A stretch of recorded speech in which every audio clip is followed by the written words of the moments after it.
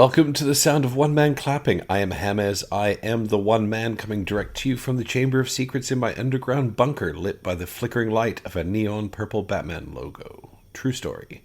So, if you survived the rambling dumpster fire of hot trash that was our introduction, you all deserve a medal. Luckily, we're still parked at a grand total of 4 superfans following us on Facebook, so the medal tally isn't going to break the bank. I will raise that is a 400% increase in our fan base in the last 4 days, which I will mark up as one of our greatest achievements in the history of this podcast.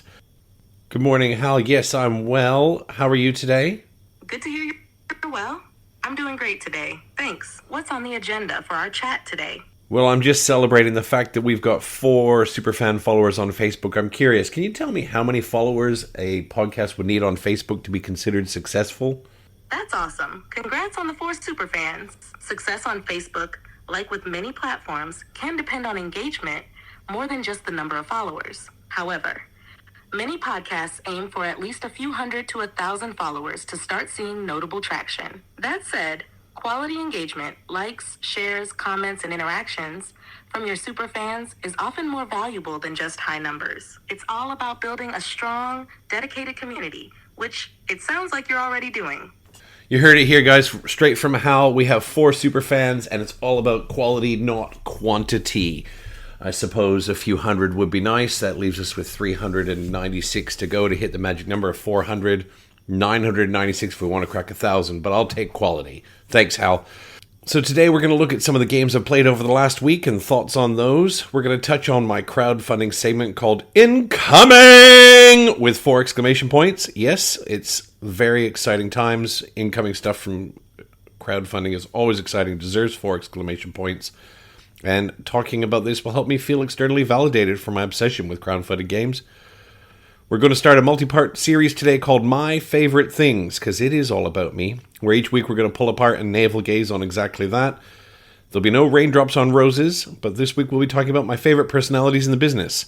And by that I mean fellow podcasters and YouTube channels, people who are, I won't call them influencers because I think it's a loaded statement in 2024, but people who are of note and noteworthy, and people that if you're listening to me, that you should really be listening to them. This will by no means be a comprehensive list, but more of an homage or nod to those I truly appreciate and to whom I give very mortal thanks for their contributions. I'll be crossing the world, touching on 3 different shows from 3 different continents, all of whom are worth your time. I will likely revisit this in future to truly do it justice. So, last week I had a bonanza of boards on the table. I even had the Fox play more than one game. The Fox does not usually play games willingly. I cook all the dinners in the house, and I usually have to withhold sustenance to get her to the table, so I have no idea what's going on. She's either starting to change her thoughts on gaming, or she could be cheating on me. Either way, I'm winning because I got her to the bunker at least twice last week, and you got to understand, as long as the other guy doesn't wear her out and she can internalize new rule sets, I'm going to milk this for as long as I can. Alternatively, it could actually be Stockholm Syndrome. She could be coming to terms with her board game playing captor. I never thought of that. All right, okay. Truth time. She's probably not cheating on me, but really getting her to the table is a near miracle. And as a dyed-in-the-wool atheist, I appreciate genuine miracles more than most. So what do we play? That's what we're here for, right? We've been working our way through My City by the ubiquitous Dr. Knizia. If you haven't played My City, it's a tile-laying puzzle. It's a bit like really nice after-dinner Tetris. It's legacy style. You get new rules every 3 rounds. There's 8 full chapters of rounds at all, and it's pretty easy going. The Fox calls it after-dinner chill Tetris. She loves it. We are getting close to the end. The experience has been really great. It's every 3 games, you get a new set of rules. The rules aren't overly weighty. The rules do meaningfully change, what's happening in the game. And it's not too much for the Fox, so we get to the table regularly. As I said, we're getting close to the end. I'm currently in the lead in our game of My City, but Super Trooper recently played this with his family, and his 9-year-old won the whole lot with some late-game rubber banding, so who knows? So long as the other guy keeps my beautiful wife feeling guilty enough to play games, I'm good. Win, lose, or otherwise. Around the family table, we've also been playing a lot of Quacks of Quedlinburg. That one is a current favorite by the Peanut. She freaking loves Quacks of Quedlinburg. This is not a game that requires any skill, just cojones of steel. You don't need to know anything about anything. You draw potion ingredients out of a bag, and you slam them down on the table, and they either work or they explode your little cauldron. You got to know when to stop. It's that Kenny Rogers famous. Know when to hold him, know when to fold him. And the Peanut knows when to fucking fold. Let me tell you, she will go and go and go and fold. I think she nearly lapped me in our last game. She gets the gamble. She rips into those tokens out of the bag with enthusiasm and smashes them into her potion bottle. It's a lot of fun. It's not much of a game, if I'm being honest. There's not a lot of strategy you can play with. You can build your bag and load your bag with things that are in your favor, but in the end, if you draw the wrong token, you draw the wrong token. For all your push your luck, and the bits that are out of your control, it's a blast to play. And I don't mind losing to the Peanut because it means she has a great time and we get back to the table again. She's going to be my one great hope for gaming in this family. Training her early.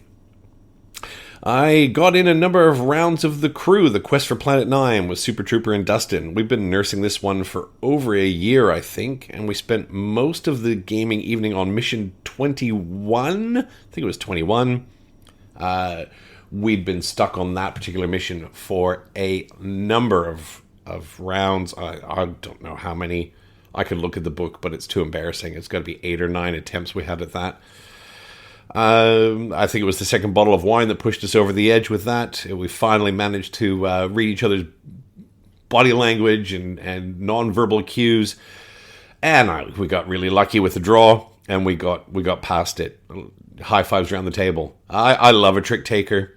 I grew up being force-fed bridge by my grandmother like a mother frickin' foie gras goose.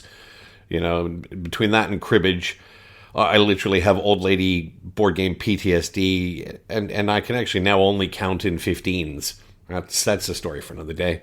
Super Trooper will play just about anything, and despite not having a ton of experience with trick takers, manages sometimes to play just the right card.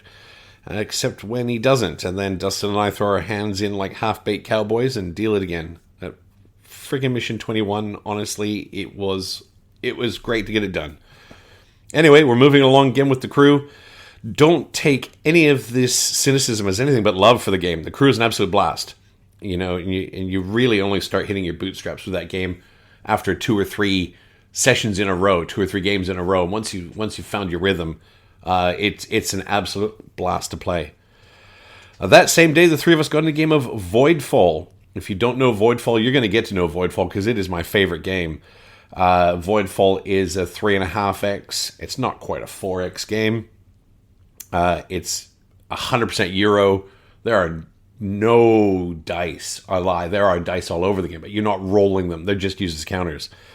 I think it's one of the greatest games you can put on the table. You can fight me on that. And it's superb. Voidfall fulfilled last year. Last year it came in.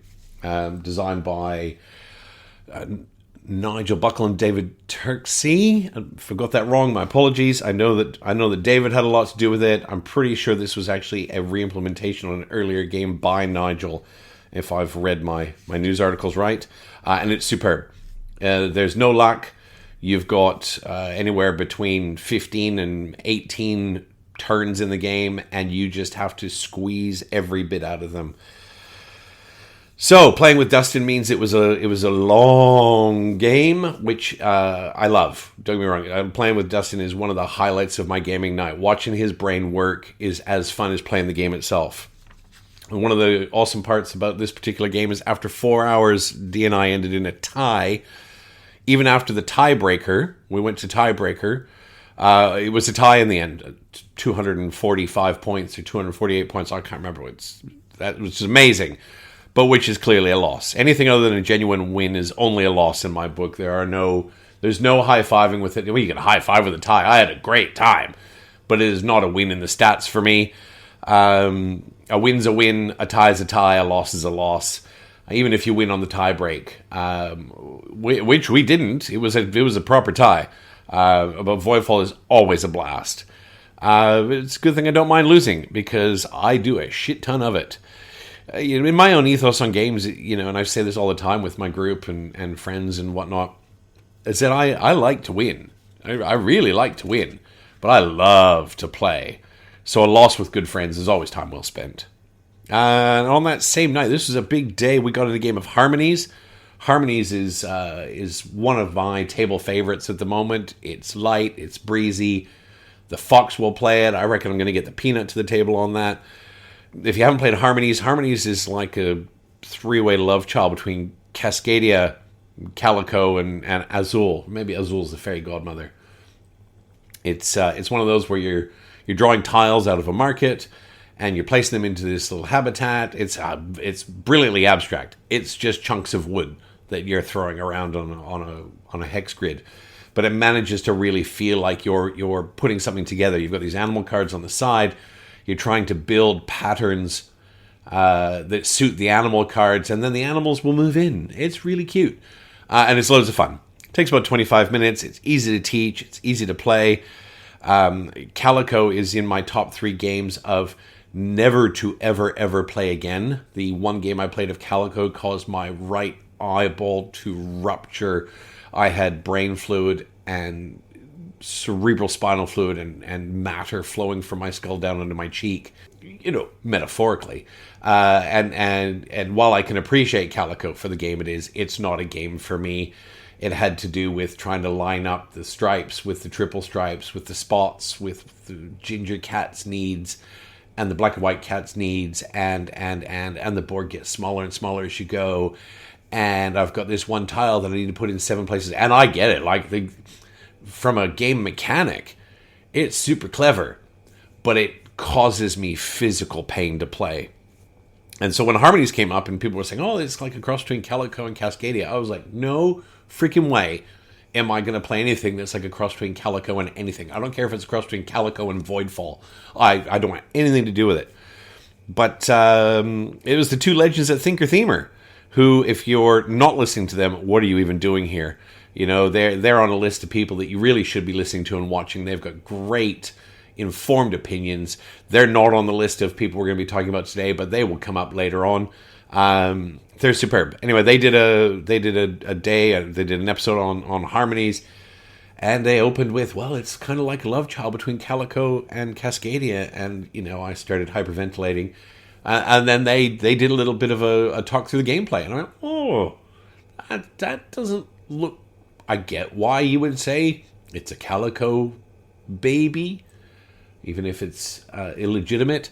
But it doesn't play like Calico. It is a puzzle. It's a puzzle that's beautiful. And I think that's part of why I clicked with it more than Calico, is that you've got these colored discs which are at different levels. And so instead of looking at these almost 2-dimensional tiles that you're trying to build into 9 different pattern demands, you're working through 3 dimensions, and it plays really great. The Fox loves it. Again, for a girl who doesn't play board games, she loves some of these things we're getting to the table lately. And so we had a game of Harmonies, and Harmonies was a blast. She didn't play Harmonies on this particular day, but she will play it, and any game that she'll play will stay in regular rotation. I'm not being funny, but if she came to me strapped in patent leather lingerie with Voidfall tucked under her arm, don't get me wrong, I am punching way above my weight with my wife, and it would be a sight to behold. But we'd be playing Voidfall. I'm not sure how she would tuck that box under her arm in hindsight, but so there it is. So if I can get my wife to the table for games, that's my preference. And those were the games of last week. And now on to Incoming! With 4 exclamation marks. Incoming is the bit where we'll talk about crowdfunding. What I've pledged for, what's coming soon. I will probably just talk about what's coming soon because I am an absolute slut for crowdfunding games. I think it's one of the greatest mechanics for board game lovers and hobbyists in 2024. I know that it's a mechanic that's meant to be designed for helping small independent publishers bring their product to the table, and it kind of isn't that in 2024. It has almost become a pre-order mechanic in many ways, and you can lament that shift till the cows come home, but the reality is crowdfunding is now a way for us to get a higher quality of game without the 7 middlemen that bring it to our tables. And while I respect the role of the friendly local game store, I truly do.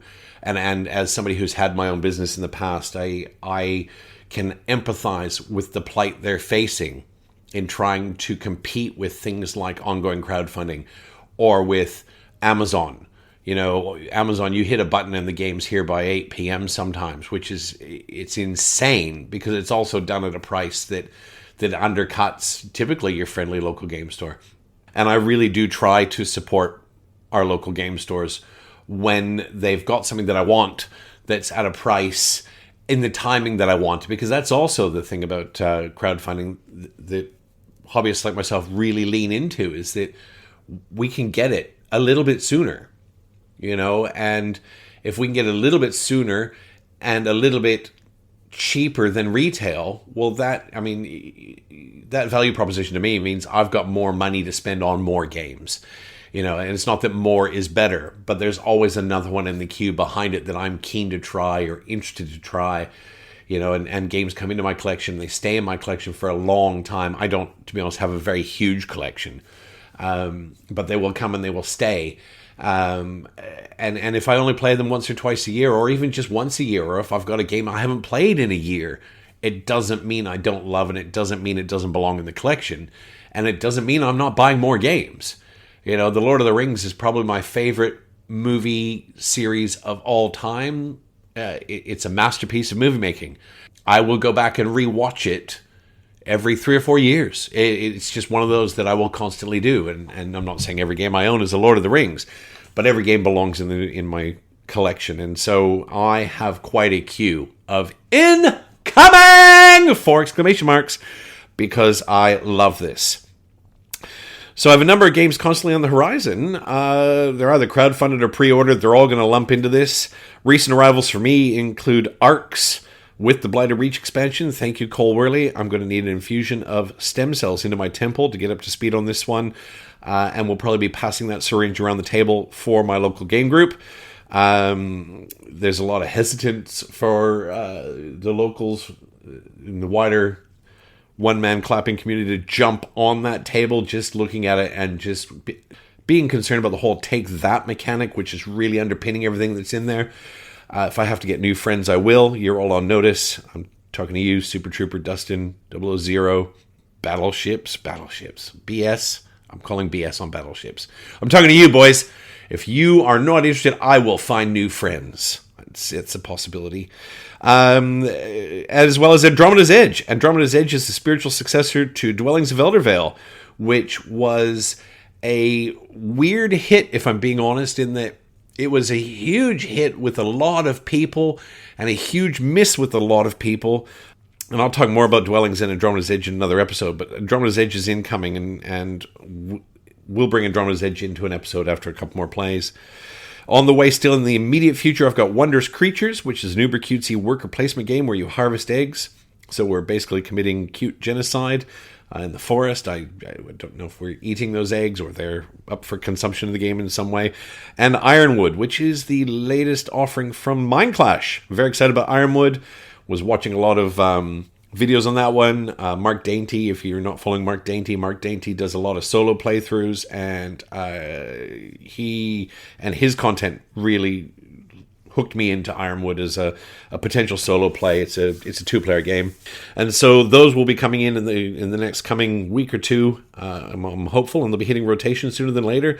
There's a lot incoming this year, and August to the end of the year is always excited for crowdfunding because it seems to be the season when fulfillment happens.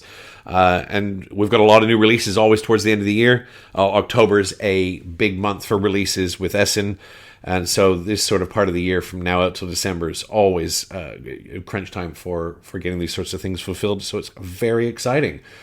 On a side note, not my note, but Super Trooper just got the Teotihuacan Big Box delivered after what's about a year of excitement. It's arrived. It literally arrived this morning. He was really fired up, sent me a message this morning, and he's asked as a friend of the show and our eternal number one super fan if we can give a very, very slow, sad clap for the insert that comes with this.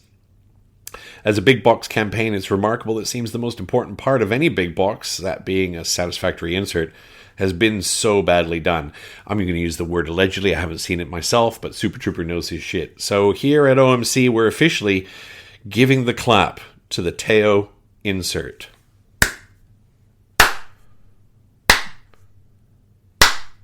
Literally. Thanks for nothing.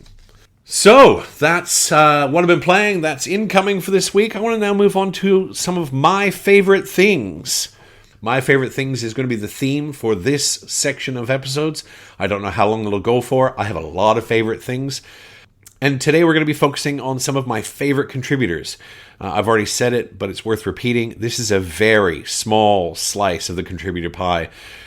These are my personal pick for the best. These are people I listen to and I tune into without fail.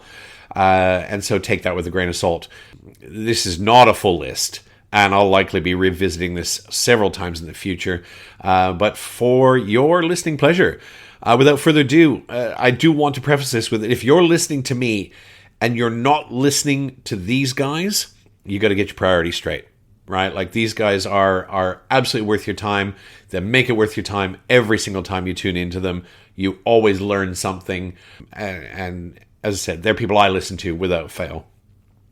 And we're going to talk about 3 different contributors on 3 different continents with 3 different styles of how they operate and what they present. So straight out of the gate, I want to start talking about my home stomping ground. You may hear the twang in my voice. I wasn't born in Australia. I am Canadian.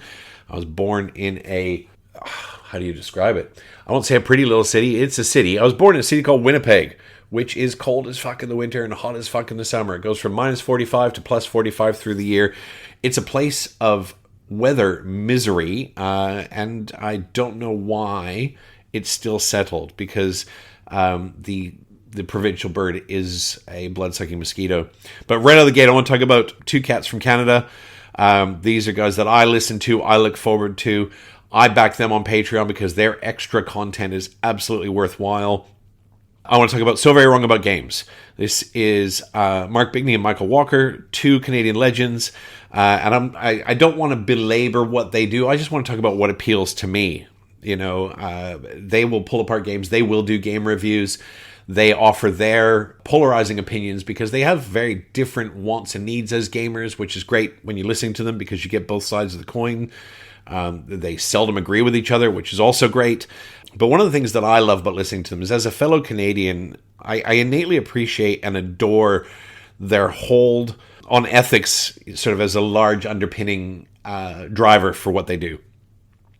These guys, this is So Very Wrong About Games, when they're reviewing anything, whether it's a game or a game adjacent, they often review it from the stance of a Canadian. And for me, that stance, and I hate the word tolerance. It's not about tolerance. It's about acceptance. It's about modernity in society. And they will always look at games with, just a couple of examples. One of the things that's really important to them when they're discussing games is how women are represented in games. If you are in a medieval dungeon crawler and you've got your female barbarian who's wearing a loincloth and a metal bikini top, they will question that. And I think they've got a right to. I'm not 13. If I was 13, I might go, ooh, boobies, and that would be great. But I'm not. And as a father of 3 daughters, I really appreciate what they do in that realm. Another great example is they'll often question games which are themed largely around hypercolonialism. And do we really need that type of theming in 2024? Do we need to celebrate, the drive and development of the East India Company? Do we need to, and picking on specific examples, these are things that, as a fellow Canadian, I innately deeply appreciate, and listening to them and their spin on things, and this is a very small part of what they do, but it's one of the things that I really love about Mark and Michael Walker that they incorporate into their day-to-day conversations. They're also great at what they do. You know, these two do game reviews all the time, and they review them from two very different vantage points. They have very disparate, polar opposite loves of games, but they're no holds barred. If they think a game is shit, they will say it. They won't say shit on their podcast. They're too gentlemanly for that. But they will say it. They'll say, this game is trash. It's hot trash. As somebody who, I'm talking about me now, who looks at crowdfunding and the queue of crowdfunding and goes, ooh, I want that. I want that. It's so good looking. I want that. Look at those pieces. Look at that game. Look at those components. Look at the colors. Look at the bits. Look at the toys. And then you get, Mark Bigney will get online and he'll get on his show and he'll go, yeah, it looks great. It looks really great. It looks amazing. The game is hot trash. Again, I'm paraphrasing. And I'll go, yep, don't need to back that one. Because in the end, while a game might look great, if it gets to the table and it's garbage, it's not going to get to the table again. And so for me to So Very Wrong About Games, thank you. You guys have saved me thousands in FOMO. I don't mean thousands. You guys have saved me thousands. These two gents, they're engaging. They're entertaining. They also don't take themselves too seriously. They're very happy to share their opinions and thoughts, but they recognize that they only represent a tiny microcosm of preference in this vast galaxy of choice. Their advice is always solid, except for Mark's opinion on Lacerda's games. You can ignore that shit altogether. If you listen to these guys, totally disregard that nonsense. Mark doesn't like Lacerda games. He's not a fan, and so that's where, as Canadians, we disagree. But it could also be because he's French Canadian, I'm English Canadian, and we just can't agree on anything. Entirely possible. So that's So Very Wrong About Games. Go listen to their show. Listen to their show. Subscribe to their show. It's outstanding. I want to follow that up by talking about a true legend of our industry. So this is our second contributor that I want to touch on today. Not another Canadian. Forgive me, Rodney, for I have sinned. We'll be talking about Rodney Smith another time. Just know that if Rodney says eat the tile, you eat the fucking tile. I want to talk about a legendary figure who gives tirelessly to our industry. He's been a key contributor and editor on many rule books. He's single-handedly responsible for my deep understanding of a number of games. He's the only human that has taught me more games than Super Trooper. And as I mentioned, last week in our introduction, Super Trooper's legendary at teaching games. This contributor has an endless stream of content, all of it valuable. He's absolutely humble to boot. I've never met the man, but it would be on my bucket list to play a game with him before I shuffle off this mortal coil. I'm talking, of course, about the inimitable Paul Grogan. Paul runs a channel called Gaming Rules, and a lot of what he does there is rules teaches, and he does really, really good rules teaches. Paul has a teaching style that is very smooth, very easy to understand. And I think a lot of that comes from his years of contributing to rule books as well. The way he parses rules and is able to share rules. I know for a fact that he worked very hard on the rule book for ISS Vanguard, which, to be honest, is a triumph of rule books. I've never had an experience before where I've been able to pick up a rule book for a complex game, work through a tutorial, a guided tutorial, and almost immediately put the rule book away and get into the campaign. I played ISS Vanguard without breathing in. It sat on my table for 26 sessions straight, and I had one of the best introductory experiences into that game. So Paul's really interesting to listen to as well because, one, he's prolific. Paul's been around a long time. He's got a lot of content, but he's also genuinely interesting. And if you think about switching this off because you're already half bored, then go listen to Paul Grogan because he is not boring. Right? He's always got something interesting to say. And like the guys at So Very Wrong About Games, one of the things that I really appreciate about Paul Grogan is his approach to ethics. Right? Paul is, and again, I've never met the gentleman. We have swapped a couple of messages because I can disclose that Paul's agreed to be on this podcast at some point in the near future, which is really exciting. But he's deeply ethical to the point where he's not afraid to call out behavior and antics in our industry whether it's from publishers, whether it's from other broadcasters, whether it's from other podcasters, or other people who are, opinions for sale, for example. And I'm not pointing fingers at anyone or naming any names. I'm nowhere near important enough or special enough to do so. But he's not afraid to point at something and go, this isn't right. And I'm not going to name this person's name, but here's where you can go and learn more. And there was something that quite recently popped up in Board Gaming News that, Paul was not afraid to use his channel to spread the word on and say, this isn't okay. And that takes a level of courage in any industry, but certainly when your industry and your well-being and your financial stability is built on your voice and your opinions and your place in the microcosm and macrocosm of what we do. It takes an incredible amount of courage anywhere to stand up and say, this isn't right, and we should not tolerate this. And so for me, I have inordinate respect for anyone in any field that's happy to stand up and stand tall. And he wasn't, in his statements, he was not accusatory.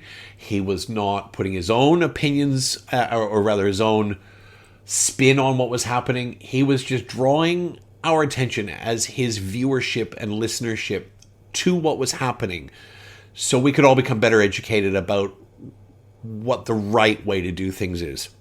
I'm looking very much forward to speaking to Paul here on the podcast. His contributions are encyclopedic, and I'm delighted that he's said he's very happy to chat with us at his leisure. My very brief interactions with Paul Grogan have been extraordinary. So that's two. That's two of my favorite things when it talks to contributors. And last but not least, I want to come home to our Aussie shores and make sure you know about our own national treasure.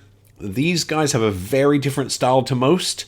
Listening to them, it often feels like I'm sitting around the table with lifelong friends, and I often feel at the end like, ooh, I wasn't kind of supposed to be there. You really feel like you're listening in on a conversation between real mates. And it's a very special bit of dialogue, and I don't want to overcook it, but I often come away feeling like, I had insight into someone's life. I had insight into what these people were doing, and it's always great. It's a weekly show. I am talking, of course, about the massive team at Board Game Barbecue. So I've been listening to Board Game Barbecue for ages.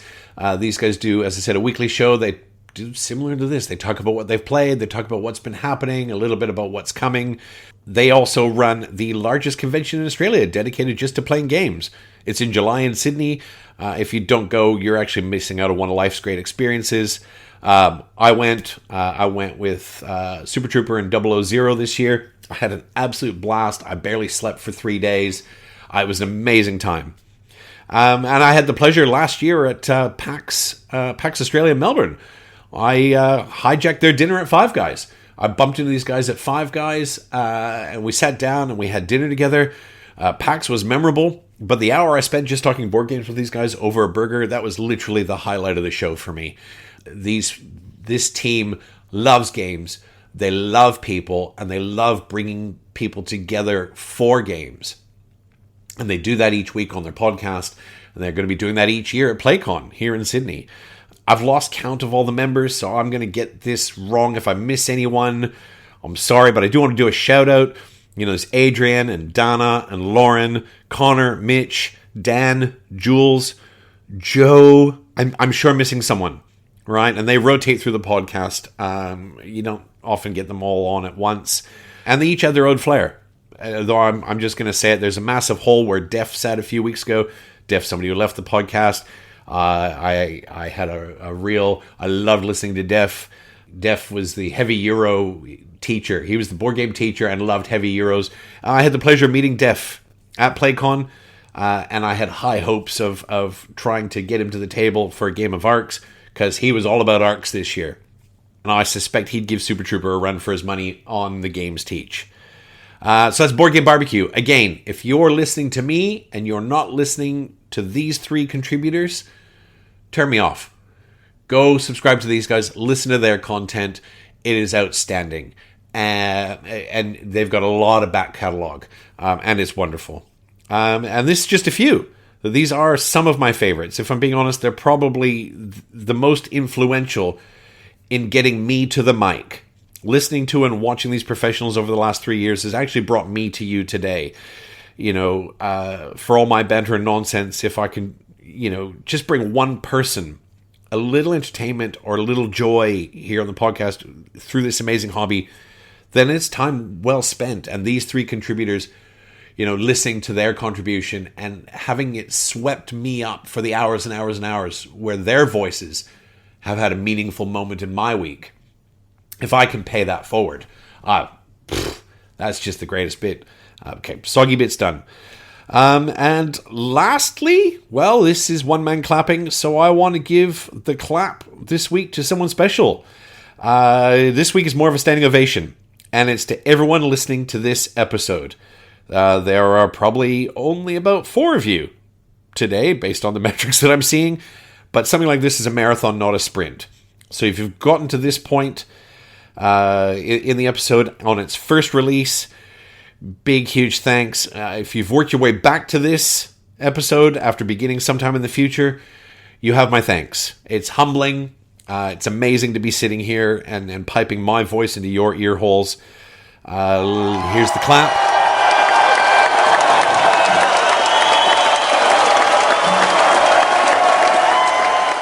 And lastly, we'll round out this second episode with our contacts. You can find us on Facebook. I've set a massive goal of doubling our fan base in the next week, so we need to go from 4 to 8. I'm counting on you guys. We got 4. We need to go to 8. You can email me at onemanclapping. That's WON, as if I've won all the games. onemanclapping@gmail.com. You can get us on Instagram at onemanclapping with the number 1. That's the number 1 man clapping. You can join the One Man Clapping Guild on BGG. Subscribe to Guild 4426. There's bugger all there right now, but that's where we'll start to have some dialogue and activity in the coming fortnight. And as always, thanks for listening. If you feel dirty after this and need a cotton bud, Q-tip if you're overseas, just remember, go around the outside, not all the way in. You're going to hurt yourself if you go too deep. Until next time, get your game on, even if you've got to play with yourself. It's not a sin, and Jesus is not watching. Peace out, mofos.